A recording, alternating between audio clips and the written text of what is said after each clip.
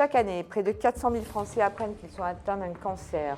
Le poumon, le côlon et le sein font des ravages. Chacun d'entre nous peut en être victime et à tout âge. 157 000 de nos concitoyens sont décédés en 2018 d'un cancer. Mais l'espoir de vaincre ce cancer est de plus en plus fort, à une seule condition, le repérer au plus tôt. C'est pourquoi le dépistage est si important. Bienvenue dans ce Forum Santé de la Provence, une nouvelle formule en fonction de l'épidémie du Covid-19, mais nous avons nos experts sur le plateau qui répondront à toutes nos interrogations et à toutes les questions des lecteurs. Bonjour Brigitte Serradour. Bonjour Mme Cotin. Vous êtes radiologue. Spécialisée dans les maladies du sein.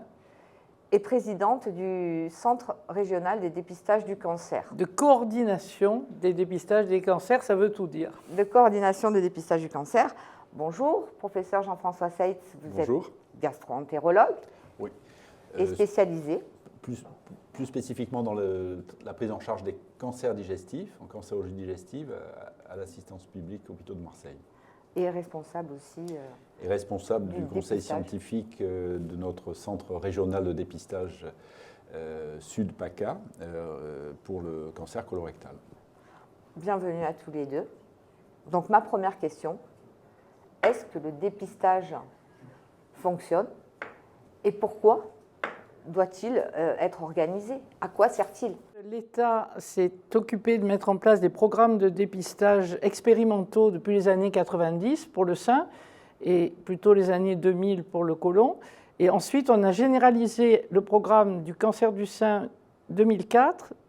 Ensuite, 2008, ça a été le temps du colorectal. Actuellement, on met en place le dépistage du cancer du col, mais ceci était fait dans chaque département. Nous avions 90 unités de dépistage qui s'appelaient des centres de dépistage organisés. Et on a préféré, depuis l'année 2018, passer au stade régional, c'est-à-dire que les structures qui existaient dans les départements ont fusionné pour créer ce qu'on appelle un centre régional de coordination des dépistages des cancers. Autant de régions en France, en fait, autant de centres de dépistage. Donc, on a 17 régions au total si on prend les DOM, et chaque région a son centre, avec des régions qui ont plus ou moins de départements. Pour la région PACA Sud, nous n'avons que 5 départements, enfin 5 unités territoriales. Le département des Bouches-du-Rhône a été pilote dans le dépistage organisé, notamment du cancer du sein. Mais pourtant, on est bonnet d'âne quand on regarde les chiffres. Pourquoi cela ne fonctionne-t-il pas ? En fait, nous avons été pilotes. On a démarré en 1992 un programme expérimental avec la Caisse nationale d'assurance maladie. Donc, on a fait 14 ans avant de généraliser le programme en invitant une population de 50 à 69 ans, avant de passer à 74 ans. On a eu d'excellents résultats, ce qui a permis de s'inspirer de nos résultats pour généraliser le programme. On était avec le Bas-Rhin et le Rhône, mais il ne faut pas confondre la participation des personnes qui participent à cet examen. La mammographie est un examen qui peut se réaliser partout sur le territoire, en dehors du programme et quel que soit l'âge. Je fais la différence avec le dépistage du côlon qui ne peut se faire que par un test qui est adressé par le programme. Ce n'est pas un examen qui est permis à tout le monde avec un acte à la nomenclature. Allez faire votre dépistage tout seul du côlon. Alors que la mammographie, vous pouvez la faire partout. Donc si vous êtes dans un territoire, et je parle de Marseille, de Paris et des grandes métropoles, où il y a beaucoup de radiologues, beaucoup de gynécologues qui les prescrivent et beaucoup de médecins traitants, il y a une telle offre de soins que les personnes ne vont pas systématiquement suivre ce qu'on leur dit dans l'invitation, aller dans le programme organisé. Beaucoup de femmes en particulier ont pris l'habitude de faire leur mammographie avant 50 ans, sont contentes de leur système et ne voient pas pourquoi elles iraient changer et participer à notre programme. Mais je crois vous l'avoir dit à l'occasion de discussions personnelles, la différence c'est que lorsque vous allez dans un programme, vous avez une évaluation de ce que vous faites. Vous savez les résultats, vous savez si c'est utile, si vous trouvez les cancers et si les cancers sont pris en charge par la suite. Si vous faites du dépistage sans aucune évaluation, vous espérez faire du bien, mais vous pouvez aussi ne pas faire de bien. Si vous ne trouvez pas les cancers ou si vous en trouvez à des gens qui n'en ont pas, vous êtes, si je peux dire, toxique, entre guillemets.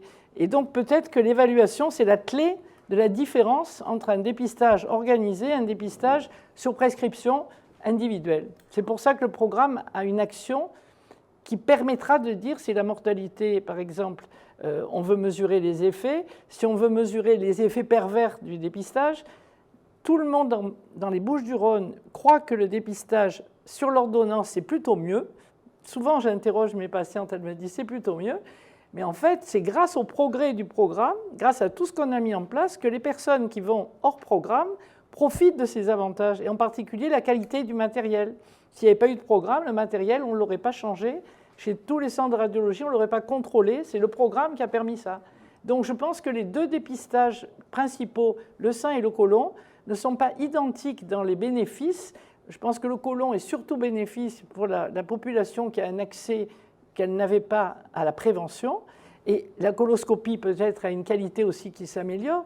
Mais le dépistage du cancer du sein, c'est clair que si les matériels servent à tous les actes en dehors du dépistage, c'est le mammographe. Si on le contrôle, automatiquement, on va améliorer la détection. Alors, justement, on parle de dépistage. Demain démarre la campagne de sensibilisation au cancer du sein, Octobre Rose. Donc, on va un petit peu parler du cancer du sein. Vous êtes spécialiste, vous êtes radiologue, Plutôt. vous avez vu combien de seins dans votre vie finalement? Je ne sais pas, parce que si j'ai commencé dans les années 60, si je disais la réalité même de mon internat, on dirait que je suis centenaire. Donc, je vais m'arrêter.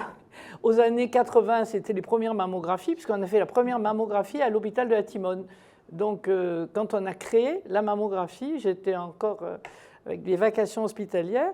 Et donc, petit à petit, j'ai fait quasiment tous les jours de ma vie des mammographies. Un petit peu moins maintenant parce que je suis en charge du programme de dépistage et que je m'occupe beaucoup de l'organisation. Mais donc, je compterai des années 80 aux années 2020, ça fait un certain volume, 40 ans de mammographie. Et c'est pour vous dire que malgré tout, les rayons ne m'ont pas encore complètement détruite. Donc, il ne faut pas avoir si peur que ça. C'est une crainte. C'est vrai qu'on dit que la mammographie, c'est tous les 2 ans en principe. Et justement, c'est une question récurrente de nos lecteurs. Est-ce que c'est dangereux? Est-ce qu'il faut vraiment la faire tous les 2 ans? En fait, la mammographie, ce ne sont pas des rayons extrêmement dangereux, mais plus on est jeune, plus le risque des rayons est important, parce qu'un organisme jeune est sensible à la radiation, et le risque de cancer, si on faisait des mammographies à des gens de 20 ans tous les ans, on serait dans le surrisque.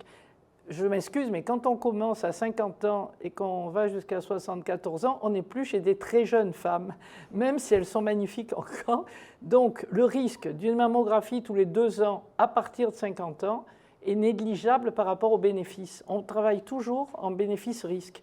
Or, le bénéfice de trouver un cancer à un âge où les cancers apparaissent beaucoup plus nombreux reste important. Si le cancer est extrêmement rare à 30 ans, prendre le risque des rayons à ce moment-là et accumuler au cours d'une vie, ce n'est supportable que si votre famille a eu un problème épidémiologique qu'on appelle un risque génétique. Ce risque génétique, si vous avez 5, 6, 10 cancers du sein dans une famille, ou même 3 cancers du sein chez des femmes jeunes qui ont moins de 40 ans, il faut mieux prendre le risque d'avoir quelques rayons supplémentaires plutôt que d'avoir un risque très élevé de faire un cancer du sein qu'on n'a pas détecté à temps. Donc, si vous voulez, ça ne se supporte, entre guillemets, que lorsque vous avez un risque personnel élevé. À ce moment-là, vous prenez le bénéfice des rayons est plus important.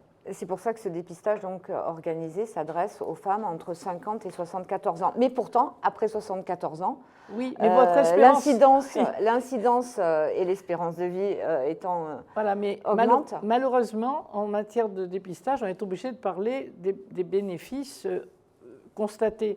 Si vous vous faites dépister à plus de 80 ans, votre espérance de vie, en termes de rentabilité de trouver une maladie, vous risquez de vivre quand même vos 10 années avec un cancer de 2 cm traité et vous n'êtes pas dans un bénéfice identique à une femme de 40 ans qui a une espérance de vie très élevée, qui peut même encore maintenant avoir des enfants et surtout dans son travail, elle a une valeur économique qu'un adulte de 81 ou 85 ans. Pour le côlon, je sais bien que les cancers du côlon arrivent tard, mais on ne peut pas proposer à l'ensemble d'une population de se faire dépister jusqu'à 100 ans, par exemple. D'abord parce que la participation baisse après 75 ans chez nous, Pour les femmes, on a beau leur proposer, elles ne viennent plus tous les 2 ans. Il y a d'autres comorbidités qui font que les gens ont d'autres soucis souvent. Ça peut être leur cœur, ça peut être leurs jambes. Donc, on dit qu'elles peuvent continuer même jusqu'à 80 ans sans problème, si elles sont en forme. Donc après, c'est chacun avec son médecin traitant qui décide. Ce n'est pas une expérience que l'État propose systématiquement. On voit que l'incidence des cancers du sein augmente, vous me le confirmez. Un petit peu. On explique aussi cette incidence par le fait que les mammographies ou les radios perçoivent de plus en plus petits les tumeurs. Est-ce que vous me le confirmez ou pas? Parce qu'il y a quand même quelque chose qui est curieux. Enfin, pour refaire un brin d'historique, l'incidence des cancers du sein a quasiment doublé entre les années 80, 70 et les années 90. On a surtout pensé que ça venait, suite à ça, au traitement hormonal de la ménopause qui avait été prescrit très largement. Ce qui fait que, suite à des publications, dont l'une qu'on avait fait d'ailleurs sur les Bouches-du-Rhône, on a diminué et quasiment stoppé les traitements de la ménopause au point qu'actuellement, on doit être à 5-6% des gens qui sont traités. Avant, on était à plus de 30%. Et donc, il y a eu une baisse de l'incidence. On a dit, on a trouvé, c'était hormonal. Mais malgré ça, depuis les années 2007-2008, c'était stable et ça remonte légèrement. Mais ce qui est contradictoire, c'est que le nombre de mammographies réalisées en France, depuis qu'on a vu une certaine baisse des programmes, c'est-à-dire depuis à peu près 3 ans, on avait dépassé les 50% de participation, on est retombé à 49 quelque chose. Donc, la baisse totale des mammographies en France, quel que soit l'âge qui a été répertorié par la Caisse d'assurance maladie, montre qu'on n'a pas du tout augmenté les mammographies et que l'incidence des cancers du sein a augmenté. Donc, c'est une preuve indirecte, mais qui montre que ce n'est pas systématiquement relié. Et je sais ce que vous vouliez peut-être me dire, c'est qu'on peut trouver aussi des cancers qui n'auraient jamais existé. Alors ça, pour vous montrer le nombre de mammographies que j'ai réalisées, je n'ai jamais vu au cours de ma carrière quelqu'un porteur d'un cancer vérifié qui disparaît spontanément. Donc ça, je veux bien croire qu'il y a la grotte, je dirais lourde, c'est peut-être pas actuellement la meilleure solution. Mais je n'ai jamais vu de cancer disparaître où ce n'en était pas. C'était des états précancéreux. Mais le seul maître mot ce matin, c'est le dépistage, ce n'est pas parfait. Il peut y avoir des cas qui échappent, il peut y avoir des cas qui sont bénins et qu'on a malheureusement inquiété une personne pour rien. Donc ce n'était pas un cancer et la femme a été angoissée. Mais on n'a pas trouvé mieux pour trouver des cancers à un stade le moins évolué possible et faire diminuer la mortalité avec des traitements moins lourds. Mais ce n'est pas parfait. Donc il y aura toujours des personnes qui vont dire « Ah mais moi je m'étais fait dépister et l'année d'après j'ai eu un cancer ». C'est la vraie vie. Il y a des cancers qui vont échapper parce qu'ils sont tout petits ou des cancers qui poussent très vite. Voilà, donc tout n'est pas parfait. Alors justement, est-ce qu'on parle de cancer du sein, demain Octobre Rose, je le répète, le lancement de la campagne. Est-ce que toutes les grosseurs que l'on a dans un sein sont des cancers du sein? Ça serait trop facile. Non, il y a des femmes qui ont encore leurs règles, donc parlons des femmes en général de moins de 50 ans, parce que la ménopause c'est environ 50-52 ans, et à cet âge-là, il est beaucoup plus fréquent d'avoir des boules, si je peux dire, bénignes que des cancers, parce que tout ce qui est hormonal, ça gonfle et ça dégonfle. Ce sont les kystes, c'est la maladie bénigne la plus fréquente dans le sein. Et les fibroadénomes chez les jeunes filles. Donc tout nodule qui est assez bien limité, qui se met à pousser très vite comme un kyste, et surtout en période 40-50 ans, c'est extrêmement fréquent et ce n'est absolument pas des signes de risque de cancer futur non plus. On peut en avoir, ça n'a pas de gravité et plus tard, vous n'aurez pas pour autant quelque chose qui va dégénérer. Les adénomes du sein et les kystes ne dégénèrent pas. Donc ça, c'est le plus fréquent. Et à mesure que les années passent, passé 45-50 ans, la fréquence du cancer augmente et la majorité des cancers, peut-être un tiers, arrive après 60 ans. Donc si vous voulez, la fréquence la plus importante, c'est passé 55-60 ans. C'est là que ça monte. Plus jeune, 90 fois sur 100, c'est bénin. Mais quand vous avez un cancer chez une femme jeune, ça marque les esprits et c'est souvent des cancers qui sont plus évolutifs. C'est là où on rencontre pas mal de familles à cancer du sein. Alors justement, famille à cancer du sein, donc il faut quand même se faire dépister bien avant 50 ans, s'il y a eu des cas dans la famille. Mais on s'aperçoit aussi qu'il y a certains cancers du sein qui sont très agressifs et qu'entre 2 mammographies, ils apparaissent et peuvent être terribles. C'est quoi la bonne méthode? C'est quoi la bonne attitude à avoir? Est-ce que c'est le pas de chance finalement? Non, la première chose, c'est être sûr que ce n'est pas un manque de diagnostic. C'était visible, mais vous n'avez pas eu la chance d'avoir le bon matériel et les bons yeux. Donc ça, c'est un objet qui est contradictoire, ce que je vous dis, mais ça peut exister, ce qu'on appelle un faux négatif. Il y a une image, mais elle a été prise à tort pour du bénin. Et donc, la tumeur continue à grossir. Ça, il faut essayer de l'éviter au maximum. Intérêt du dépistage organisé, de lecture. C'est-à-dire qu'un jour, vous pouvez avoir un œil qui est un peu faible parce que vous êtes fatigué d'avoir vu beaucoup d'examens, et tout d'un coup, c'est celui qui arrive derrière, qui va relire les examens, qui dit « mais moi, je vois quelque chose ». Donc ça, c'est aussi l'intérêt d'avoir éventuellement une échographie si vous avez un doute sur votre mammographie parce qu'elle est complexe. Donc, évitez de faire tout simplement quelque chose qui est confondu avec du bénin. Ça, c'est la première chose. Et ça, ce n'est pas un cancer qui pousse vite. C'est quelque chose qui n'a pas été vu au moment où ça existait. Et ensuite, le cancer qui est virulent, malheureusement, il n'y a pas de moyen de diagnostic pour le prévoir. Et la seule chose qu'on conseille, c'est lorsque vous sentez quelque chose dans votre sein et que vous examinez vos seins après les règles, surtout si vous êtes jeune, pour avoir des seins qui sont aplatis par rapport à la période d'avant les règles, vous avez les seins très gonflés. Si vous sentez quelque chose, vous allez le montrer immédiatement dans les jours ou les semaines qui suivent. Vous n'attendez pas que ça parte tout seul à la maison. Voilà. Donc il ne faut pas hésiter à consulter si vous avez quelque chose d'anormal qui ressemble à une nouveauté. Parce qu'en matière de scénologie, c'est surtout la différence avec ce que vous avez d'habitude.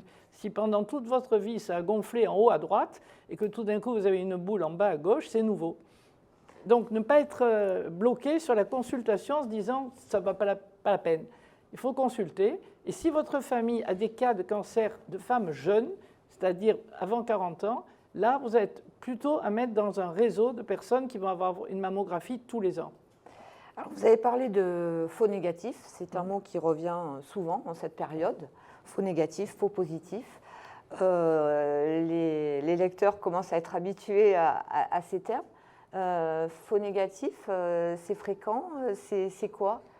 Non, le faux négatif, disons qu'il doit y avoir à peu près 8% des cancers du sein qui ne se voient pas très facilement en mammographie, qui sont complexes ou qui peuvent échapper par leur petite taille ou le fait qu'ils sont de la même tonalité qu'un sein qui est déjà très opaque. Bon. Donc ça existe, mais je vais rebondir sur votre question. Ce qui est le plus ennuyeux dans un dépistage, c'est trop de faux positifs. À la limite, ceux qui poussent la contradiction me diront il faut mieux avoir raté un cancer qui guérira si on le prend à temps que d'inquiéter 100 femmes qui n'avaient rien et de leur proposer des interventions, des biopsies, des surveillances, alors que ce n'était pas grave et qu'en fait ce n'était rien. Donc le but du dépistage, c'est faire le moins de faux positifs et le moins de ce qu'on appelle de surdiagnostic, c'est-à-dire essayer de trouver des lésions qui auraient pu dégénérer un jour, mais qui finalement n'auront jamais dégénéré et qui auront gêné la patientèle toute sa vie. Voilà. Alors j'ai une question d'une lectrice qui nous a été envoyée. C'est quoi le premier signe d'un cancer du sein? Et si vous avez la chance que le cancer du sein ne se voit pas avec un signe, c'est mieux, ce qu'on appelle la tumeur impalpable ou infraclinique ou le T0. Et c'est quand même 60% des gens en dépistage qui n'ont aucun signe qui est palpable. Donc si vous n'avez rien, vous pouvez avoir un cancer, c'est le plus fréquent en ce moment, il n'y a que la radio qui le voit. Et lorsque vous sentez quelque chose, ça peut être un petit nodule dans le sein comme une amande, une zone qui durcit, une petite rétraction de la peau quand vous vous mettez devant la glace le soir et que vous levez le bras, vous voyez que ça fait une ride. Ça, c'est très important parce que ça peut ne pas se voir bien à la radio. Ce n'est pas uniquement l'âge, la ride. Hein. Non, ce n'est pas la ride de l'affaissement de la peau et du relâchement cutané. C'est avoir l'impression d'une ride dans la glace, mais c'est vrai que ce qui est le plus compliqué, c'est de se voir sous le sein. Parce que si vous avez une ride qui apparaît sous le sein et que vos seins, comme tout le monde, ont tendance à un petit peu, non pas à descendre beaucoup, mais il faut quand même soulever le bras très haut pour voir dessous, là, vous pouvez ne pas le voir. Donc, intérêt de se palper, éventuellement allonger le bras en l'air pour sentir s'il n'y a pas quelque chose derrière. Ou un mamelon qui rentre, ou un mamelon qui saigne. Voilà, des signes qui devraient alarmer. Ou éventuellement une boule sous le bras, si vous avez un ganglion qui apparaît, et que seul ce ganglion est palpable et qu'on ne sent rien dans le sein. Donc, vous voyez, ce sont des pistes, ce sont des choses que peuvent ou voir ou palper les patientes. Si elles sont, il ne faut pas non plus faire ça toute la journée. Surtout si vous avez des règles, il ne faut pas le faire avant les règles. Voilà. D'accord. Et à la ménopause? À la ménopause, il faudrait le faire quand même, mettons, tous les 2-3 mois. On n'est pas obligé tous les 15 jours de se palper les seins non plus. Hein. D'accord. La mammographie est parfois associée à l'échographie. Est-ce que c'est automatique et est-ce qu'on peut le demander ou c'est vous, en tant que radiologue, qui Là, vous allez sur un de mes choix personnels préférés, c'est que c'est comme les antibiotiques.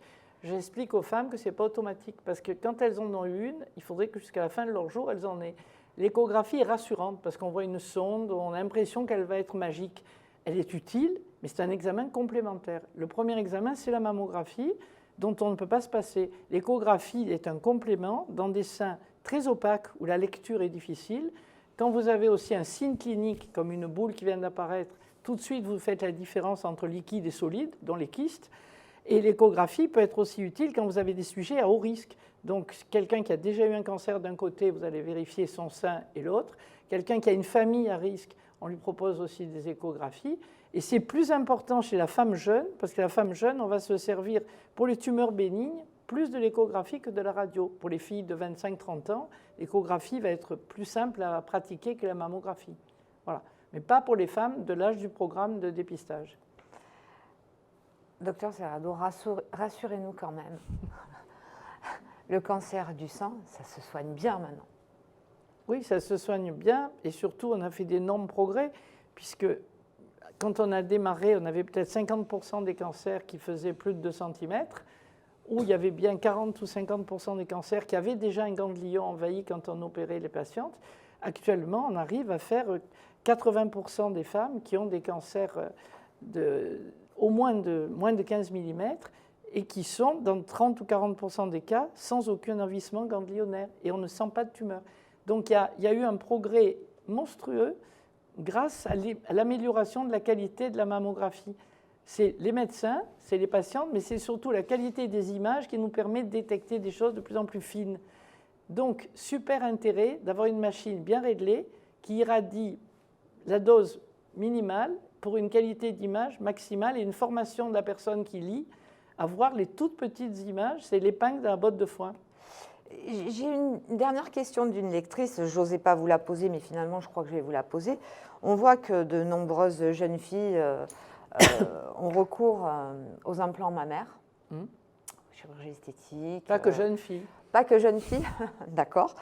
Quand on a des prothèses mammaires, on a vu la polémique, c'est dangereux, pas dangereux par rapport au cancer du sein, mais moi ma question c'est est-ce qu'on arrive à déceler un cancer même si on a des prothèses mammaires? Est-ce que c'est beaucoup plus compliqué à voir que si on n'avait rien? C'est-à-dire qu'il ne faut pas faire le même examen de mammographie lorsque vous avez des prothèses. Vous faites une mammographie dite standard, mais en poussant la prothèse et en tirant la glande mammaire qui est devant. Parce que la prothèse, elle est en arrière, et je vous fais un geste qui est peut-être... Vous prenez le sein, vous devez bien le tirer sur la plaque de radio et vous descendez votre écran de telle façon que le sein seul soit sur la mammographie, mais pas la prothèse qui reste derrière. Et ensuite, vous avez un cliché qui prend la prothèse pour voir qu'elle n'a pas de problème. Mais vous devez séparer la glande mammaire de la prothèse en mammographie. Donc, connaître la façon de procéder quand vous faites une mammographie avec prothèse. Ça, c'est une formation qu'on a faite pour les radiologues, parce qu'au départ, ce n'était pas connu. Donc, c'est une manœuvre qui permet d'isoler la glande mammaire pour voir aussi bien, sauf que quand vous avez des tout petits seins et qu'on a augmenté avec des prothèses, qui sont des seins d'homme quasiment, de toute façon, vous n'allez pas avoir une grande qualité parce que la glande mammaire est très très faible. Voilà. Donc, mais je vous rassure, les femmes tatouées et les femmes porteuses de prothèses actuellement se retrouvent dans les septuagénaires. Donc, ne soyez pas étonnés. Une conclusion pleine d'optimisme. Merci, docteur Serrador. On a parlé donc du dépistage du cancer du sein. Bonjour, professeur Jean-François Seitz. Alors nous, on va parler d'un cancer qui touche aussi bien les hommes que les femmes, même si le cancer du sein est assez rare chez les hommes. Mais là, on parle d'un cancer qui touche pratiquement autant les deux sexes. Autant les deux sexes. D'où l'importance, c'est un des cancers les plus meurtriers. Absolument. Et on pourrait faire encore mieux si on se dépistait. Et vous allez nous en parler, nous expliquer l'importance de ce dépistage. Et puis en même temps que vous, on va recevoir aussi le docteur Yves Rinaldi, qui est gastro-entérologue et pathologue, comme vous. Alors vous à la Timone, à l'hôpital Oui. de la Timone, le docteur Rinaldi à l'hôpital européen. Et tous les deux, vous allez nous parler du cancer colorectal. Bonjour professeur Jean-François Feitz, bonjour docteur Yves Rinaldi, vous êtes gastro-entérologue tous les deux et spécialisé en cancérologie digestive. Alors ma première question, pourquoi est-il si important ce dépistage du cancer colorectal? Écoutez, c'est un sujet qui nous tient tous les deux très à cœur parce que c'est un problème majeur de santé publique. Ça devrait être une préoccupation prioritaire de santé publique pour les Français. Ça ne l'est pas encore tout à fait. En effet, ce cancer touche à peu près 45 000 Français, hommes et femmes à peu près pour moitié, chaque année en France. Et ce cancer tue encore 17 500 personnes tous les ans en France.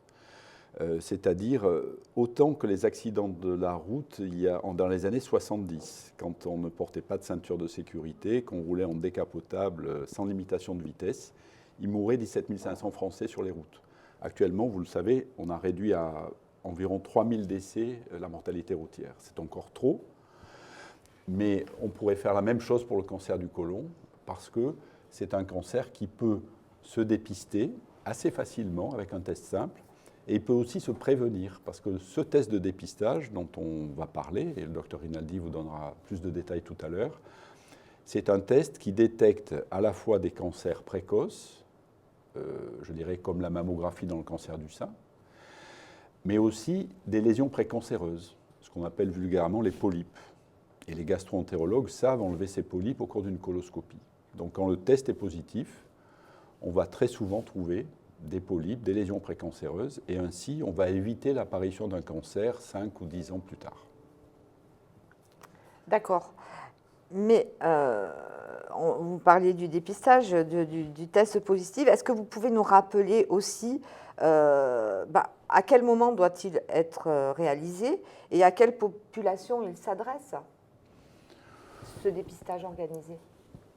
Oui. Et peut-être avant toute chose, c'est vrai qu'on est dans une période un petit peu particulière avec le Covid-19. On a été confinés au mois de mars, en pleine période de la campagne de sensibilisation au cancer colorectal, Mars bleu. Est-ce que vous pouvez nous en dire quelques mots? Parce que finalement, vous-même, médecin, vous alertez sur la disparition des patients. Absolument. C'est une problématique, peut-être, c'est le moment de refaire passer un message. Bien sûr, puisque effectivement, au mois de mars, on s'est tous confinés. L'activité dans les hôpitaux a été stoppée avec le plan blanc pour uniquement s'occuper des patients Covid. Donc, les gastro-entérologues de toute la France ont arrêté de faire des coloscopies entre le 14 mars et la mi-mai, où l'activité a commencé à reprendre doucement. Donc, comme le diagnostic d'un cancer du côlon, il se fait le plus souvent par la coloscopie, c'est-à-dire, effectivement, ce sont soit des patients qui ont des symptômes, des saignements dans les selles ou des troubles intestinaux, de la diarrhée ou de la constipation d'apparition récente. On fait une coloscopie, on trouve un cancer. Et le diagnostic se fait aussi devant un test positif. Quand on fait ce test dont on va vous parler, quand il est positif, dans 4% des cas, on fait une coloscopie derrière. Voilà. Et donc là, on n'a plus de possibilité de diagnostic pendant 2 mois. On a aussi arrêté les invitations des assurés à faire le dépistage, puisque tout était polarisé sur le Covid. Mais je crois que maintenant, il faut se ressaisir et se remettre à dépister l'ensemble des cancers et tous les cancers évitables. Il faut essayer de les éviter, parce que vous savez que le Covid, là, dans le monde, a tué au 30 septembre, on va dire aujourd'hui, environ 1 million de personnes dans le monde. Bon. Ce qu'on sait moins, c'est que le seul cancer colorectal, il tue dans le monde 880 000 personnes tous les ans. Ce n'est pas seulement en 2020, l'année de l'épidémie. C'est tous les ans, il meurt 880 000 personnes du cancer du côlon, dont 17 500 en France. Et on estime que par le dépistage, et notamment par le dépistage des lésions précancéreuses, en France, on pourrait éviter 10 000 cancers supplémentaires sur ces 40 ou 45 000 qui apparaissent tous les ans. Et on pourrait sauver 10 000 vies. C'est quand même considérable. Alors justement, ce fameux test, alors docteur Rinaldi, vous nous expliquerez comment procéder au test. Bon, moment un peu particulier quand même, mais Important. Et important. Quelle est la démarche pour faire ce test? Est-ce qu'il faut aller chez son médecin généraliste pour se faire prescrire un test? Est-ce qu'on le reçoit comme c'était le cas il y a quelques années en arrière? Bonne question. C'est une bonne question. D'abord, ce qu'il faut dire, c'est qu'on n'est pas égaux. Il y a 3 populations à risque différents et le généraliste, il a une fonction fondamentale pour justement, par son interrogatoire et par ces questions qu'il va poser, essayer de sélectionner ces 3 populations que je vais essayer de vous définir. Il y a une population qu'on appelle à très haut risque de cancer du côlon, qui sont des formes génétiquement déterminées. Il y a une mutation d'un gène. Il y a 2 maladies, la polypose familiale et le syndrome HNPCC, qui est aussi appelé syndrome de Lynch. Ces patients ont un risque de cancer dans leur vie qui est évalué entre 40 et 100%. Et ils sont surveillés et dépistés très tôt par une coloscopie un peu particulière qu'on appelle la chronocoloscopie. On colore tout le côlon avec un bleu qui permet de sensibiliser l'œil du gastro-entérologue parce que ce sont des polypes très difficiles à voir, très plans. Et puis, ils bénéficient d'une enquête génétique qui permet également d'aller chercher d'autres cancers potentiels parce que ces formes génétiques sont associées à d'autres cancers quelquefois. Et ça représente à peu près 4 à 5% des cancers. Après, il y a la population qu'on connaît un peu mieux, qui est dite à risque élevé. C'est les personnes qui ont dans leur famille, au premier degré, un cancer du côlon, le père, la mère, le frère, ou bien des polypes, qui ont éventuellement une maladie inflammatoire qu'on appelle la maladie de Crohn ou la rectocolite hémorragique. Et ces gens-là, eh bien, on les surveille en coloscopie traditionnelle. Ils représentent à peu près 20% des cancers. Ça veut dire que 75% des cancers du côlon surviennent dans la population où il n'y a rien, où il n'y a aucun risque, où il n'y a aucune évaluation potentielle. Et donc, les patients, si on ne va pas les chercher, on n'arrivera pas, comme dit M. Seitz, à faire baisser la mortalité et à diminuer les 44 000 nouveaux cas chaque année. Donc, cette population-là nous intéresse beaucoup dans le dépistage. Et cette population qu'on va cibler par un test simple, qui est un test de recherche de sang microscopique dans les selles, qu'on appelle aujourd'hui le test FIT, ou TIF, selon qu'on parle anglais ou français, et qui a remplacé il y a 5 ans le fameux test hémoculte. Il est beaucoup plus simple, il y a un seul prélèvement au lieu de 6, et il a une pertinence nettement plus élevée puisqu'il permet de dépister à peu près 4 fois plus de polypes que ce que dépistait le test hémoculte. Donc ça, c'est déjà une situation importante parce qu'il faut bien insister sur ce chiffre. 75% des cancers du côlon surviennent dans une population où il n'y a pas de risque et où les gens ne vont pas consulter. Il faut donc aller les dépister. Le seul facteur de risque, c'est d'avoir plus de 50 ans finalement, d'avoir soufflé ces 50 bougies. Et donc c'est à partir de 50 ans que le dépistage organisé démarre et que les assurés, hommes et femmes, reçoivent une invitation à faire ce test. C'est remboursé, hein. C'est gratuit. C'est même pas remboursé, c'est gratuit. C'est-à-dire que, comme vous le disiez, Yves Rinaldi, l'assuré reçoit une lettre d'invitation au domicile. Il va voir son médecin traitant. Si le médecin traitant détecte des facteurs de haut risque, il va l'adresser directement au gastro-entérologue pour faire une coloscopie. Mais s'il n'y a pas de facteur de risque particulier, il lui remet à ce moment-là cette enveloppe bleue avec le test qui sera fait sur les selles, que tu vas nous montrer, et seulement s'il est positif, c'est un test de sélection. S'il est positif, c'est-à-dire dans 4% des cas, là oui, il faudra faire une coloscopie. Et là, la coloscopie va trouver dans 10% des cas un cancer, qui est souvent à un stade précoce, qui va être facilement guéri. Mais dans 45 à 50% des cas, on va trouver ce qu'on appelle un adénome, ou un adénome avancé, c'est-à-dire un polype qui va assez rapidement se transformer en cancer. Et là, la coloscopie permet d'enlever ce polype et d'éviter l'apparition du cancer. D'accord. Ce test, alors, grand moment de démonstration auquel nous allons assister. Il faut le faire, il faut le montrer. Il faut le montrer. C'est important. Il ne faut pas avoir peur de le montrer. Non. Ni de le faire. Non. Non. Et surtout, vous avez posé la question comment on se le procure. Alors, c'est très important. en règle générale, c'est le généraliste qui le donne. Et le généraliste peut se le procurer directement sur son compte professionnel sur amélie.fr. Il les commande directement. Le gastro-entérologue de la même façon. Le gynécologue ou la gynécologue de la même façon. Donc, c'est les 3 professionnels. Et puis, les centres de dépistage des caisses d'assurance maladie peuvent aussi le fournir.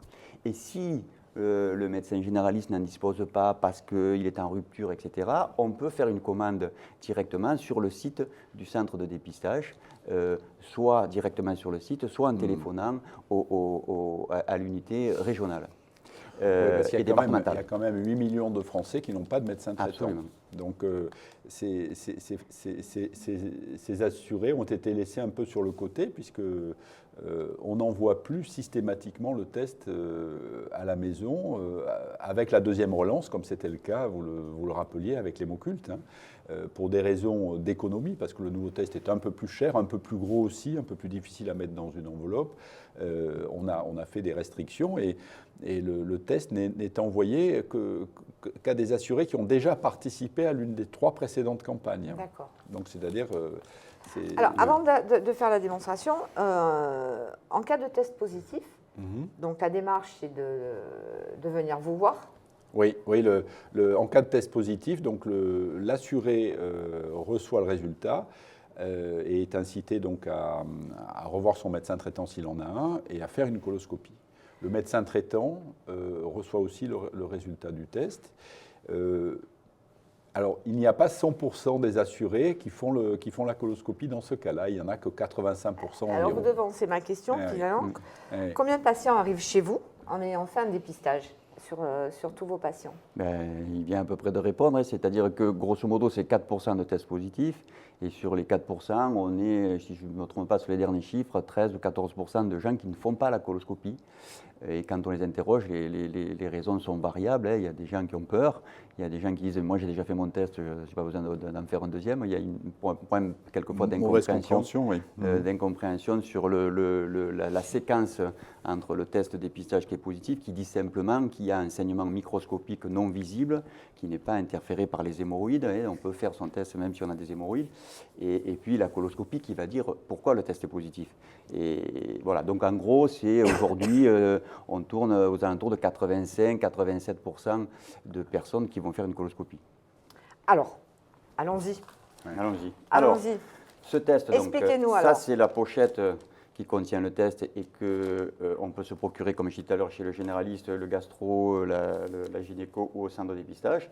Il contient 3 volets. Un volet avec le mode d'emploi, donc tout ce que je vais dire, si on l'oublie, et c'est ce que je dis à mes patients, si vous oubliez ce que je dis, vous le retrouvez là-dedans. Alors il y a 2 points fondamentaux sur lesquels je vais largement insister, parce que la faisabilité, c'est 2 secondes. Par contre, il y a quand même dans le département encore 15% de mal faits. Et on n'est pas sûr que quand il est mal fait, les gens vont le refaire. C'est quoi le mal fait? Je vais vous l'expliquer. La plupart du temps, le test est mal fait parce qu'il manque une information fondamentale sur le test. C'est pas parce que le prélèvement a été mal fait. Oui, quelquefois il y a un prélèvement, mais avec le test immunologique, ce mauvais prélèvement est très rare. Il était plus fréquent avec le test hémoculte. Là, c'est très rare, vous allez comprendre pourquoi. Mais par contre, il y a 2 infos qui sont souvent mal faites. C'est, premièrement, il faut s'identifier. Si le centre de lecture n'a pas l'identité, on ne peut pas lire. Et cette identité, soit vous l'avez faite par une étiquette. Quand vous êtes invité, sur l'invitation, il y a une étiquette, une grosse étiquette qu'on cote là, où il y a un code barre, ce qui simplifie beaucoup les choses. Et si on n'a pas ces étiquettes parce qu'on les a perdues ou peu importe, eh bien, on va écrire. Et là, effectivement, tous les défauts vont apparaître d'un défaut d'écriture. Pareil pour le test. Voici le test. Le fameux test, alors. Ça, c'est le petit test. Pareil, il faut coller l'étiquette d'invitation sur le test. Et sinon, on écrit, pareil, mauvaise écriture, mauvaise lecture. Deuxième point important, et ça, c'est le plus fréquent, c'est qu'il faut marquer sur la fiche d'identification la date à laquelle on fait le test et également sur le test. Pourquoi? Parce que quand on a fait le test, la date de validité, c'est 14 jours. Si le centre de lecture reçoit le test sans connaître la date à laquelle vous l'avez fait, il n'a pas le droit de le faire parce que sinon, il peut répondre faux. Il peut dire que c'est positif, mais parce qu'on a dépassé la date, ou négatif parce qu'on a dépassé la date. Donc, les 2 points clés, c'est on s'identifie et on met la date sur la fiche et sur le test. Alors, une fois qu'on a fait ça, c'est terminé. Tout va bien?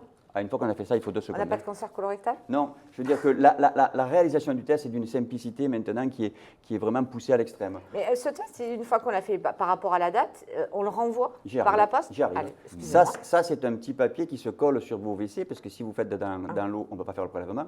Donc il faut faire sur le papier. C'est un papier qui est biodégradable et qui part dans la chasse d'eau. Une fois que vous avez fait sur le papier... Donc ça, il faut mettre ce papier sur la cuvette? Absolument. Il faut mettre sur le D'accord. papier. Comme c'est marqué dans le mode d'emploi ici, on le met sur la cuvette, il se colle. On peut le déplier? On peut le déplier, oui, bien sûr. On peut le déplier. Voilà, vous avez les petites jaunes qui vont se coller sur la cuvette, et on fait là, sur le papier. Ouais.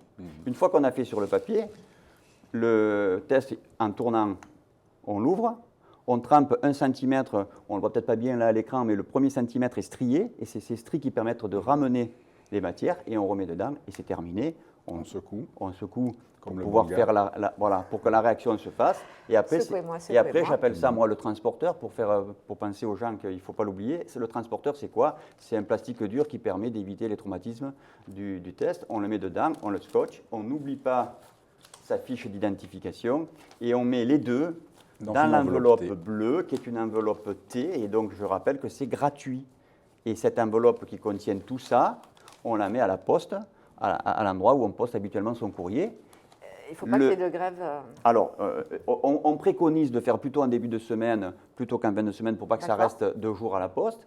Et évidemment, s'il y a une grève des postes, on décale son dépistage. On ne le fait pas le jour, si on le sait. Maintenant, si malheureusement la poste dit du jour au lendemain, il y a la grève, on est assujetti à toutes les grèves. Alors, après, c'est partout. C'est pas tout, pardon. Ça part par la poste, par les habitudes. Ça arrive à un seul laboratoire, je ne vais peut-être pas dire le nom, non.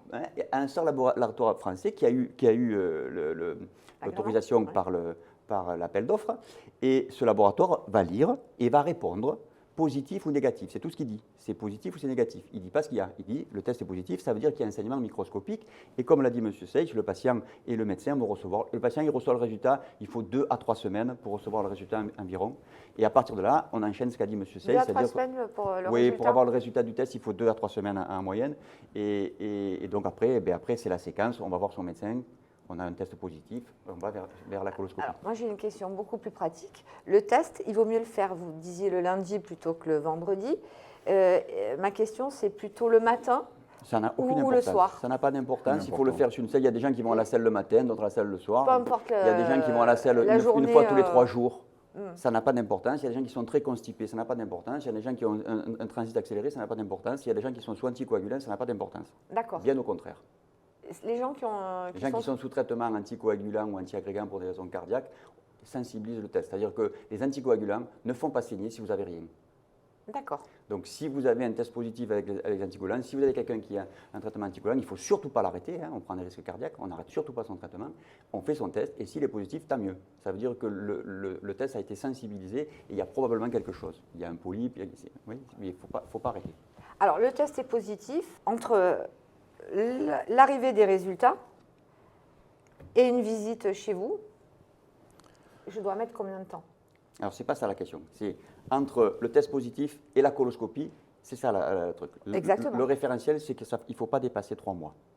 Normalement, il faut que la coloscopie soit réalisée dans les 3 mois pour qu'il n'y ait pas de perte de chance. En fait, c'est peut-être un peu plus, puisqu'on a une seule étude qui a été publiée qui semble dire que pendant les 6 premiers mois, il n'y a pas de perte de chance et qu'à partir de 6 mois, il y a une perte de chance. Je crois qu'il faut l'avoir en tête, cette étude, parce que, par exemple, pour le Covid, on s'en est un peu servi. Pour les patients qui avaient peur de faire leur coloscopie, on a peut-être dépassé les 3 mois dans cette période-là, mais il faut quand même respecter les règles, et les règles, c'est 3 mois. Voilà. Et si on l'a fait avant, tant mieux. Ouais. Si on l'a fait un mois, tant mieux. Non, oui, le système de santé français permet de faire la coloscopie dans les délais. Et chez nous, je dirais, dans les Bouches-du-Rhône ou à Marseille, les patients n'ont aucun problème pour faire la coloscopie dans les délais. Là, on est en train de parler finalement d'une toute petite minorité des assurés, c'est-à-dire ceux qui ont fait leur test. Et actuellement, c'est 30% des assurés seulement qui participent à la campagne. Ça, il faut le savoir. En Hollande, première vague d'invitation, participation 71%.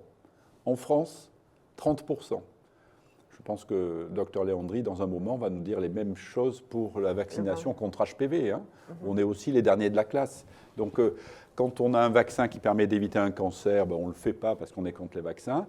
Là, on a un test qui pourrait sauver au moins 10 000 vies supplémentaires. On en sauve déjà, heureusement, hein, pour les 30% qui participent. On parlera un petit peu des traitements. Mais on est à 30% de participation, ce qui est très bas. Dans notre région sud PACA, on est même en dessous de la moyenne nationale. On est autour de 26-27%. Dans les Bouches-du-Rhône également. Donc ça, c'est très mauvais. Alors, je pense qu'il faut que vraiment qu'il y ait une prise de conscience. Il faut que ce test ne fasse pas peur, parce que, comme on l'a dit, mais il faut le répéter, ça fait pas mal, hein. Ça fait pas ça mal. ne fait pas mal. Totalement indolore et gratuit. C'est fait en 5 minutes, c'est gratuit. Chez soi. Ça se fait chez soi. Hein. Il n'y a pas de prise de sang, on peut avoir peur d'une aiguille. Là, vraiment, on va piquer une selle avec un petit écouvillon. C'est vraiment pas un drame absolu, quoi. Et ça fait moins mal que les couvillons dans le nez. Hein. Ça fait absolument. Pas mal. On ne met pas les couvillons dans l'anus, on les met dans la Vous selle. avez raison. Vous avez raison. Ça. Donc, c'est un test qui a gagné en efficacité par rapport à l'hémoculte. On détecte 2 fois plus de cancers, 4 fois plus de polypes, ce qu'on appelle les adénomes avancés, qui eux, on sait, vont dégénérer, des adénomes de plus d'1 centimètre, ceux qu'il faut vraiment que le gastro-entérologue enlève. Voilà. Donc, le test marche bien, il est au point. La participation est mauvaise. Donc il faut que les assurés aient bien conscience qu'en faisant ce test, d'abord on ne leur trouve pas obligatoirement un cancer, même s'il est positif. Hein, c'est dans 10% des cas qu'on trouve un cancer à la coloscopie. Et le plus souvent, dans 40 à 50% des cas, on trouve une lésion précancéreuse qu'on va enlever pour éviter d'avoir un cancer. Donc ça, c'est quand même fabuleux. Il faut donc dédramatiser ce dépistage, Deuxièmement, je pense qu'il faudrait qu'on facilite l'accès aux tests. C'est-à-dire qu'actuellement, je parlais des 8 millions de Français qui n'ont pas de médecin traitant, ça peut être quand même compliqué de se procurer un test. Si on n'a pas de médecin ou de gastro-entérologue ou de gynéco qui vous le donne. Donc le centre de dépistage est bien sûr ouvert aux demandes. Les assurés peuvent aller sur le site du centre régional de dépistage pour se manifester. Ils peuvent aussi téléphoner. Hein, on a des dias là-dessus qui seront mises à l'écran tout à l'heure. Et puis, je pense qu'il faudrait obliger finalement notre médecin généraliste à nous faire passer ce test. Je pense que le médecin généraliste, normalement, il doit la plupart le font, mais l'ensemble des médecins généralistes devraient être mobilisés parce que, comme la prise de la tension artérielle, comme le frottis du col chez la femme ou la mammographie, ce sont des gestes simples qui peuvent sauver beaucoup de vies. Donc, c'est très important. Mais les généralistes sont débordés, ont beaucoup de tâches, donc il faut sûrement les suppléer. Nous pensons, comme beaucoup de centres de dépistage, qu'il faudrait élargir la distribution du test. Par exemple, les pharmaciens pourraient très bien distribuer les tests en ayant un interrogatoire, un auto-questionnaire que remplissent leurs assurés. Qui ne rentre pas dans une pharmacie un jour ou l'autre, quoi, hein. Voilà. Donc peut-être que les infirmières les infirmières pourraient rentrer aussi dans le dispositif de distribution, de sensibilisation des assurés pour que vraiment le dépistage décolle chez nous et atteigne ses objectifs. Alors j'attire votre attention sur le fait que l'Institut national du cancer vient de lancer une campagne, une consultation citoyenne sur le cancer. Hein, donc il y a une boîte à idées. Donc c'est le moment d'exprimer un certain nombre de... Vous avez envoyé vos idées ? Alors moi, j'attendais qu'on ait un peu le retour de vos lecteurs et appeler les lecteurs à le faire, mais je vais certainement aller sur le site de l'INCa pour donner un certain nombre d'orientations, parce qu'on ne peut pas rester dans cette situation. C'est vraiment dommage que seulement un assuré sur 3 bénéficie de ce dépistage. Alors justement, on parlait du dépistage, il y a le traitement. C'est vrai que c'est un cancer pris à temps et très tôt, qui se soigne bien. Est-ce que je peux dire le mot bien ? Oui, c'est-à-dire que si vous voulez, on revient un peu sur la même problématique, c'est-à-dire les 70% des cancers diagnostiqués grâce à un test de dépistage, c'est 10% qu'on trouve à la coloscopie, ce sont des cancers précoces et là on a plus de 90% de guérison, généralement avec simplement parfois l'ablation du polype qui est faite, la guérison est obtenue parfois par le gastro-entérologue qui enlève un polype avec un cancer en surface. Une fois sur deux. Et ça suffit. Une fois sur deux. Ça suffit Dans à les traiter. 10% des cancers que dit Jean-François, une fois sur deux, le traitement c'est la coloscopie. Et on découvre sur le polype des cellules cancéreuses, mais qui sont à un stade très débutant, et ça s'arrête là. Et le patient a simplement une coloscopie de surveillance 3 ans après. Et c'est que les 50 autres % qui vont bénéficier d'une intervention. Voilà. Et dans cette population-là, là encore, on découvre beaucoup plus de cancers débutants qui ne justifient pas de chimiothérapie, par exemple. D'accord. Donc, ce n'est pas obligatoire la chimiothérapie si, bien sûr, c'est la chimiothérapie, après une ablation du côlon... Est-ce qu'il y a eu des avancées quand Oui, même? il y a eu beaucoup d'avancées. Et ces derniers temps il y en a encore. Il y en a encore? Il y en a encore. Comment vous dire, quand on faisait que la colectomie en cas d'atteinte des ganglions, quand les ganglions, un ou plusieurs ganglions sont positifs, on avait un taux de rechute qui était très important. La chimiothérapie post-opératoire, dans ce cas-là, permet d'éviter plus de la moitié des rechutes. Donc c'est un rôle de prévention des rechutes qui est très important.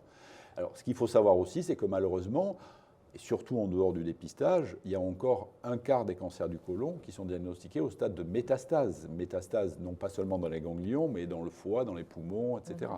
Donc là, on guérit encore un certain nombre de patients, mais moins, malheureusement, et avec des traitements qui sont souvent très lourds ou très longs. Voilà. Et là, bon, la prise en charge s'est améliorée, mais vous voyez, c'est un coût important pour la société. On a vu, il y a un livre blanc de la gastro-entérologie qui vient d'être mis en ligne, qui montre bien que déjà entre 2012 et 2016, c'est-à-dire dans un passé très récent, le nombre d'hospitalisations, notamment en hôpital de jour pour chimiothérapie, a doublé. Ça prouve qu'on traite beaucoup plus de patients, on les traite plus longtemps, on en guérit plus. Mais les traitements sont quand même très lourds parce que ils combinent souvent des actes chirurgicaux, parfois itératifs, répétés, des périodes de chimiothérapie, des rechutes, des reprises évolutives, des reprises de la chimiothérapie, les thérapies ciblées, l'immunothérapie pour un petit nombre de cas qui fait merveille, mais malheureusement c'est un sous-groupe de nos cancers du côlon métastatiques qui bénéficie de ces nouveaux traitements par immunothérapie. Mais ça marche très bien pour un petit sous-groupe. Voilà. Nous, donc c'est le quotidien, la prise en charge de ces patients, et on a vu les progrès considérables, mais quand même, c'est plus simple, soit de ne pas avoir de cancer, soit d'avoir un cancer à un stade précoce. Et moins cher. Et moins cher. Et moins cher pour la société, accessoirement, mais pour les personnes qui reçoivent les traitements, c'est très lourd aussi. Hein. Alors, j'ai quelques questions de lecteurs. Vous avez répondu plus ou moins à une question de nos lectrices. Je souffre du syndrome du côlon irritable. Suis-je une possible candidate au cancer du côlon? Clairement, non. Non. Clairement, non. C'est deux pathologies différentes. Pas plus que les autres. Il y a pas de. C'est une pathologie bénigne, excessivement fréquente, qui est plutôt d'origine alimentaire que d'origine somatique. Et donc, en pratique, non. On peut répondre clairement non. Il n'y a pas de surrisque. Alors, d'autant plus que ces gens-là, ils ont très souvent une coloscopie parce qu'ils sont souvent dans l'âge du risque. Et donc, quand ils sont symptomatiques, ils ont une coloscopie qui est normale. Et quand elle est normale, on revient à la distribution du test 5 ans après. Donc, non, clairement, non. J'ai souvent des diarrhées suivies de saignements. Dois-je m'inquiéter? Ça, c'est Philippe. Ah ben, il faut, oui, effectivement, il faut, en cas de saignement dans les selles, en cas de troubles du transit, et surtout si ces troubles du transit sont récents, c'est-à-dire quelqu'un qui va à la selle normalement et qui se met par exemple à être constipé, ou qui se met à avoir des selles diarrhéiques, ou une alternance de diarrhée et de constipation, ça doit amener à une exploration du côlon par coloscopie, oui. Alors, j'ai une autre question. Alors, c'est... Thierry qui nous l'envoie. Oui. Est-ce qu'il peut y avoir des interférences au niveau de la vie sexuelle? Oui. Oui, il y a deux situations. Il y a la situation pendant le traitement, c'est-à-dire les patients qui sont en cours de chimiothérapie. Et puis après, il y a la situation du patient guéri ou en surveillance. Pendant la chimiothérapie, toutes les études montrent qu'effectivement, il y a une baisse de la libido qui est plus importante chez la femme que chez l'homme, mais qui est indéniable, et ça se comprend bien. C'est lié à la fatigue essentiellement, qui est le premier critère du patient cancéreux. Après, il y a la question spécifique du cancer du rectum. Ouais, effectivement, tu allais peut-être y venir, hein, où là, il y a la chirurgie du cancer du rectum qui consiste à enlever le rectum, donner, surtout par le passé, il y a une trentaine d'années, beaucoup de séquelles sexuelles et d'impuissance chez l'homme, parce que le chirurgien pouvait léser les plexus nerveux du petit bassin. Avec la chirurgie, maintenant, c'est standardisé avec une ablation du mésorectum, une dissection qui est beaucoup plus anatomique et qui respecte beaucoup mieux ses nerfs. Cela dit, il y a encore quelques cas, malgré tout, d'impuissance post-opératoire. Et les patients, bien sûr, sont prévenus de tous les risques possibles et de celui-là en particulier. Après, j'ai Marie qui nous a aussi envoyé une question. Est-ce que l'alimentation peut provoquer le cancer colorectal? Oui, je vais essayer d'y répondre. Ça a été l'objet de notre dernier forum l'année dernière. Exactement. Mais bon, apparemment, elle n'était pas là. Oui, bien sûr. Non, mais bien sûr, il y a la prévention et le dépistage, c'est très important. Et la prévention, c'est notre vie au quotidien. C'est l'impact du tabac, c'est 20%. L'impact de l'alcool, c'est 20%. Hein, c'est un surrisque de 20%. Et puis, notre alimentation impacte très fortement le cancer, en particulier le cancer du côlon. On sait qu'une alimentation, on va dire, de type méditerranéenne ou crétoise, le régime crétois, c'est-à-dire riche en fibres, fruits et légumes, et ce qu'on entend sur les ondes, 5 fruits et légumes, c'est vrai, par jour. Et puis, pauvre en graisse animale est un facteur préventif, ça diminue le risque. Et donc, manger trop de viande rouge, en gros, il ne faut pas dépasser 500 grammes de viande rouge par semaine, 350 grammes de charcuterie. On commence à augmenter nos risques. Et puis, il y a un gros discours sur le lait. Hein, je le dis parce que souvent on me pose la question. Il n'y a pas de surrisque avec le lait. Bien au contraire, il y a un tout petit peu surrisque sur la prostate si on consomme chez l'homme plus de 3 parts de lait par jour. Et quand je dis 3 parts, c'est lait, yaourt, fromage. Hein, voilà, donc les recommandations de l'INCa, c'est d'avoir un apport de produits laitiers qui ne doit pas dépasser 3 chez l'homme. Et ça diminue le risque. Ça ne l'augmente pas, ça le diminue. Le régime sans gluten? Le régime sans gluten, le régime sans gluten, très à la mode. Le régime sans gluten n'a pas d'impact sur le cancer. En revanche, il a un impact fort sur le syndrome de l'intestin irritable. Tout à l'heure, je disais ça dépend ce qu'on mange. Et il y a un gros mélange entre les vrais patients qui sont intolérants au gluten, qui rentrent dans le cadre de ce qu'on appelle la maladie cœliaque, c'est une pathologie à côté, ceux qui ont une intolérance au gluten vrai, et puis finalement, le plus gros départ, il se trompe, c'est une intolérance au FODMAP. Et en fait, ce terme-là n'est pas beaucoup connu. Les FODMAP, ce sont des petits sucres alimentaires, il y en a dans beaucoup d'aliments, il y en a énormément dans le gluten. Donc quand vous supprimez le gluten, vous supprimez 50% des FODMAP et les gens se sentent mieux. Ce n'est pas très important, puisque s'ils se sentent mieux, tant mieux, quoi, voilà. Mais il n'y a pas d'impact entre le gluten, les FODMAP et le cancer. Il y a un impact sur le syndrome de l'intestin irritable. D'accord. Par contre, il y a aussi un impact fort de l'activité physique pour réduire son risque de cancer, pas que du cancer du côlon d'ailleurs, mais enfin la plupart des cancers. Et finalement, activité physique et je dirais diététique adaptée, ça va souvent de pair. Hein. Et voilà, ne pas se laisser grossir par la sédentarité qui est un facteur de risque important. Ce qui est très important sur l'activité physique, c'est qu'il n'y a pas de réaction croisée. C'est-à-dire que, quels que soient les autres facteurs que vous avez, que vous soyez en surpoids, que vous fumiez, que vous buviez, à partir du moment où vous faites une activité physique, vous avez un gain. Bien sûr, il sera moindre que la personne qui n'est pas obèse, qui ne fume pas, qui diminue ses risques. On additionne les risques. Mais c'est un facteur indépendant, l'activité physique, et donc le bénéfice, il existe pour tout le monde. Et le deuxième critère, c'est l'intensité qui est importante, c'est-à-dire que plus vous augmentez l'intensité de l'activité physique, plus vous êtes gagnant. Et l'OMS a publié il y a déjà une dizaine d'années un bénéfice qui va de 20 à 40% en prévention primaire, c'est-à-dire qu'on diminue son risque de 20 à 40% selon l'intensité que l'on pratique. Et les recommandations, c'est 3 fois par semaine, 30 minutes d'activité physique plus ou moins intense 3 fois par semaine. Et ce qui est formidable, j'ajoute, c'est qu'à la fois il y a ce côté préventif du cancer, hein, et notamment du cancer colorectal dont on parle, mais il y a aussi un effet thérapeutique de l'activité physique. Et les patients que l'on traite, notamment par chimiothérapie, par exemple, après l'opération chirurgicale pour réduire le risque, certaines études ont montré que le fait d'avoir une activité physique pendant la chimiothérapie, à la fois améliorer la tolérance des traitements, on a moins d'effets secondaires quand on a l'activité physique, et en même temps, ça a un effet thérapeutique, c'est-à-dire que ça réduit le risque de récidive presque autant que la chimiothérapie préventive elle-même. C'est ça qui est incroyable. Donc, pour éviter d'avoir un cancer colorectal, je cours dès cet après-midi Voilà. chez mon médecin pour avoir le test. Tomate feta avec de l'huile d'olive. Tomate feta, d'abord je m'arrête tomate feta et après je cours chez le médecin pour avoir mon test de dépistage. Et vous faites votre dépistage mammographie et du col. En même temps, je fais un check-up, j'ai plus de 50 ans, je fais le check-up pour tout.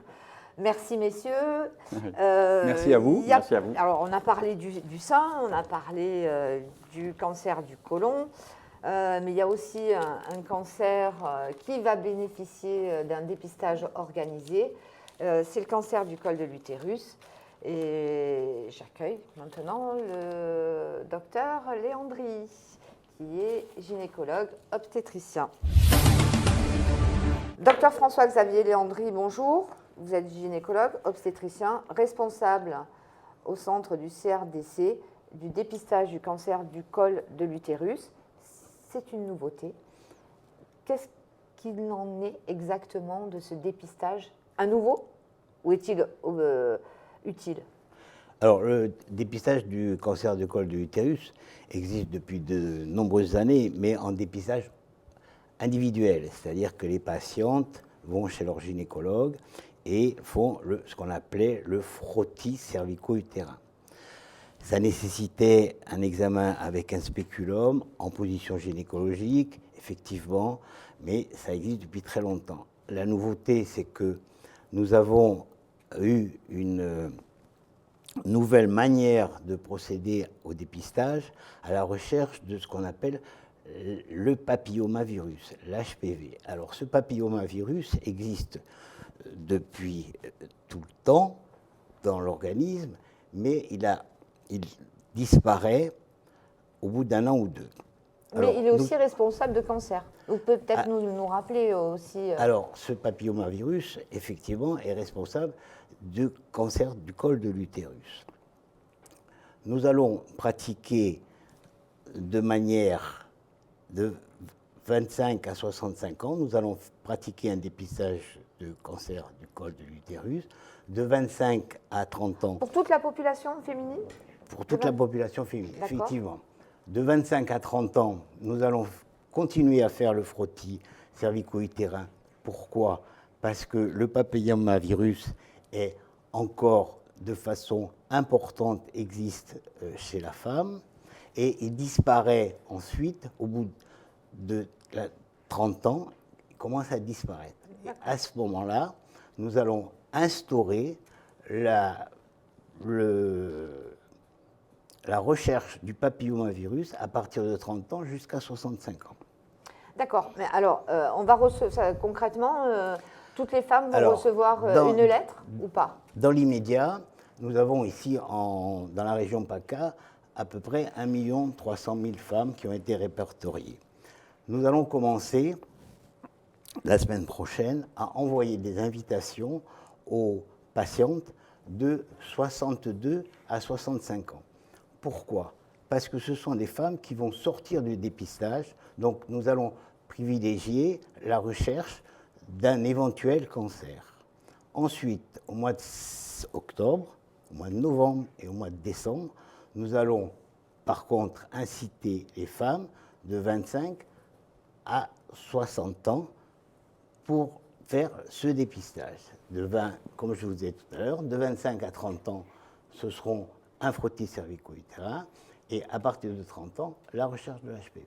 Et la recherche du HPV, ça va se dérouler comment? C'est le même que le frottis ou pas? Dans l'immédiat, ça sera exactement le même principe, ça sera un prélèvement qui se fera au niveau du col de l'utérus. Et réalisé par un gynécologue? Réalisé par un gynécologue, un médecin généraliste ou une sage-femme. D'accord.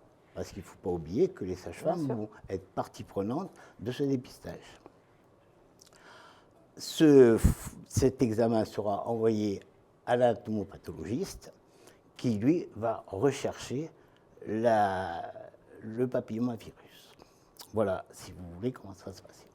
D'accord, il n'y a pas un test un petit peu comme le test pour le dépistage du cancer colorectal que les femmes pourront faire à domicile?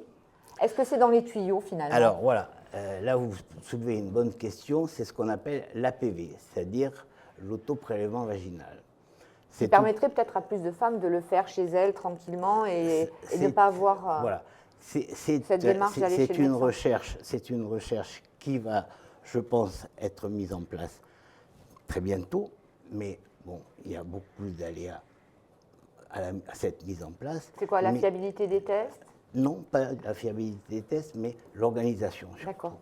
Et le problème, c'est que cette pratique, l'autoprélèvement vaginal, va pouvoir simplifier les choses, puisque ce prélèvement pourra se faire non plus au niveau du vagin, mais pourra se faire au niveau de la vulve et pourra se faire auto-prélèvement, c'est-à-dire que c'est la femme qui pourra le faire. Donc, il faut savoir que le dépistage du cancer du col a un frein principal, c'est la visite chez les gynécologues. C'est le problème de se déshabiller, d'avoir, si vous voulez, cette vision de la mise en place du spéculum. Ça traumatise beaucoup les femmes. Et ce système de autoprélèvement va pouvoir simplifier les choses. C'est un cancer meurtrier, le cancer du col de l'utérus? Alors, le cancer du col de l'utérus, dans le monde, c'est le 4e cancer. En France, il est en 12e position. Il faut quand même rappeler qu'il y a tous les ans, il y a à peu près 1100 décès. D'accord. Le problème de ce cancer, c'est si vous attendez les premiers symptômes qui, en général, sont toujours les mêmes, c'est-à-dire des saignements, malheureusement, il y a un pourcentage de décès très important. Par contre... Parce qu'il est pris trop tardivement, c'est ça? Parce qu'il est pris trop tardivement, et à partir du moment où les femmes commencent à saigner, c'est que le cancer a une évolution dramatique. Par contre, si les femmes vont faire un frottis de dépistage, si on trouve la lésion infime, vous avez des grades 1, 2, des grades 3, des cancers in situ, avec une intervention minime, si on peut dire qu'une intervention est minime, type conisation, cette femme sera guérie à 100%, on peut le dire. Donc, vous voyez que le fait d'aller faire son frottis, c'est quelque chose de primordial. Qui sauve la vie. Pardon? Qui sauve la vie. Qui sauve la vie. Et même, à la limite, si le cancer a un petit peu évolué, on fera une hystérectomie, c'est-à-dire qu'on va enlever l'utérus, mais cette femme sera vivante, elle aura malheureusement plus possibilité d'avoir des enfants, mais elle sera vivante. Alors que si elle vient vous voir avec des premiers symptômes, malheureusement, elle risque de décéder. D'accord. Alors, il y a ce dépistage, mais il y a aussi, et ça fait beaucoup couler d'encre, c'est le vaccin aussi, ce fameux vaccin du papillomavirus qui permet aussi d'éviter, finalement, est-ce que je peux le dire comme ça, de développer un cancer du col de l'utérus? Alors, je vais reprendre ce que disait le professeur Seit tout à l'heure. Nous sommes en France très très mauvais élèves. Les statistiques montrent que nous sommes à 23% de la vaccination de l'HPV. Alors, je rappelle que la vaccination du papillomavirus, il faut vacciner les jeunes filles de 11 ans à 14 ans. Il existe 3 vaccins. Vous faites de 11 ans à 14 ans, vous faites 2 vaccinations. Après, vous pouvez avoir un rattrapage de 14 à 19 ans, où à ce moment-là, il faudra faire 3 vaccinations. Mais tout ça pour vous dire que nous avons, je vous disais, 23% de gens qui sont vaccinés.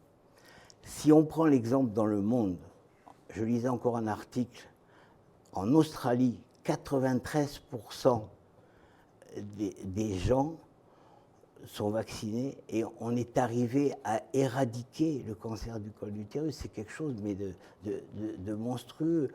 Je ne comprends pas qu'on puisse, avec l'outil qu'on a depuis maintenant 15 ans, dont la fiabilité est à toute épreuve, comment peut-on refuser de vacciner nos enfants? Moi, je sais que ma petite fille, on ne discute même pas. Je pense que c'est aberrant d'arriver en France à se retrouver à 23%, alors qu'on a des exemples dans le monde où on peut éradiquer ce cancer. Je m'emporte. Merci, merci messieurs, merci madame. Voilà, notre émission est terminée et vous pouvez d'ores et déjà la retrouver sur notre site laprovence.com et sur notre page Facebook. Je vous souhaite, je vous dis à très vite, à très bientôt. Et peut-être pour un prochain forum santé qui cette fois-ci aura lieu à la faculté de médecine le 26 novembre sur une thématique dont on a parlé toute cette matinée, le cancer. Voilà. Et la Provence part en guerre contre le cancer. Merci à vous.